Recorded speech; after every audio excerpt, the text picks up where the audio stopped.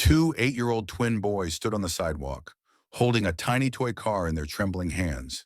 Their eyes scanned the passing crowd, hoping anyone would stop and listen. "Please buy our toy car. We need to help our mommy," one of them whispered, his voice barely louder than the wind.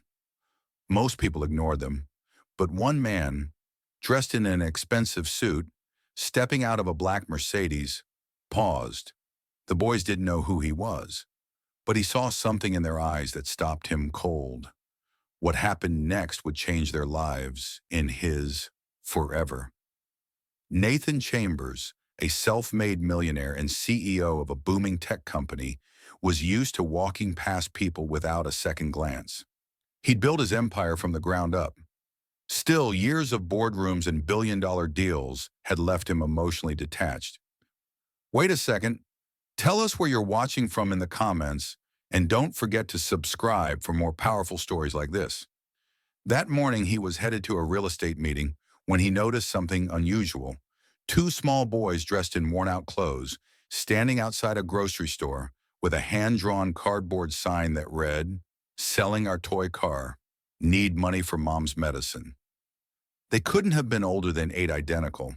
They were identical twins with big brown eyes and faces full of hope and fear. Nathan walked past them at first, but something about their voices made him turn around. "Sir, please, it's really fast," one of them said, holding out the scratched plastic toy car with both hands. "We just need $50. Our mom is really sick." Nathan didn't need the toy, but he needed to know why two little boys were trying to trade their childhood for a miracle. He crouched down beside them. "Where's your mom?" he asked gently. "She's at home," the other boy replied. "She has a bad heart, and we don't have insurance anymore. Dad left. We heard the medicine costs $50. We broke our piggy banks, but it's not enough." They had collected just $6.42. Nathan was shaken. He took their names, Noah and Nolan, and walked them back to their tiny apartment a few blocks away. It was barely furnished, a single mattress, an oxygen tank. In the back room, their mother, Maya, was lying on a threadbare couch, pale and barely able to speak. She tried to sit up when Nathan entered. "I'm sorry. They shouldn't have bothered you." Nathan shook his head.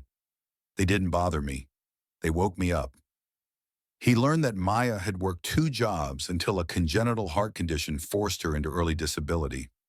Her benefits had stopped when she missed paperwork. The boys had watched helplessly as she deteriorated and decided to take action in the only way they could, by selling their favorite toy. That night, Nathan couldn't sleep. The following day, Nathan returned, not alone, but with a cardiologist, a lawyer, and a social worker. Maya's jaw dropped as medical equipment was wheeled in, and she was told her surgery would be scheduled immediately, paid for in full. "Why are you doing this?" she asked, her voice cracking.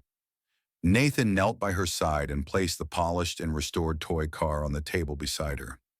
"Because 2 little boys reminded me what love looks like, and I forgot a long time ago." He didn't stop there. He offered Maya a remote job at his company, paid her rent for a year, and made sure Noah and Nolan would never have to trade their toys for medicine again. Months later, Maya fully recovered and thrived in her new role. The bright, joyful boys Burr, sting with energy, visited Nathan at his office regularly, calling him Uncle Nate. The toy car still sat on his desk, a reminder of a moment that changed all their lives. Sometimes a simple act of desperation can reveal the greatest depths of love and the power of compassion. Nathan had all the money in the world, but until that day, he didn't know what it meant to give genuinely.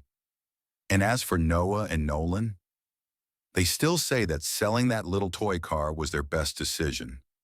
If you enjoyed this story and thought it provoking, don't forget to like, share, and subscribe for more powerful narratives. Let us know your thoughts in the comments. Take care